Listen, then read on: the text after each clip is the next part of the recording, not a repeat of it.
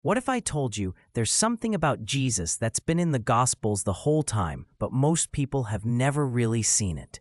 Not because it's hidden, but because we weren't looking for it. When you picture Jesus, what comes to mind? Maybe teaching, maybe healing, maybe the cross, but there's a moment, just one moment, that completely changes the emotional picture of who he is. And it's so easy to miss. There's a scene in Luke's gospel where Jesus isn't teaching. He's not correcting anyone. He's not performing a miracle. He's rejoicing, and not quietly. The text says he exulted, which literally means to leap for joy. Not internal, not restrained, visible, expressive, real. He's celebrating, and if we're honest, that probably doesn't match the picture most of us were given. Somewhere along the way, we learned to associate spirituality with seriousness. Holiness felt heavy, depth felt somber, and joy started to feel optional. So even when we read moments like this, we tend to soften them. We make them quieter than they actually are. But the gospel doesn't.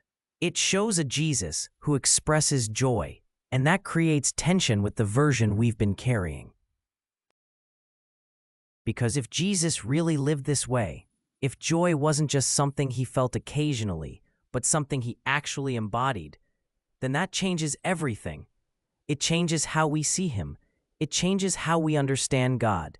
And it changes what we think spiritual life is supposed to feel like. Maybe joy isn't a distraction from something deeper. Maybe it's part of the depth itself. So here's the question. What if we've been seeing a partial picture? What if we focus so much on the moments of suffering that we've missed the reality of his joy?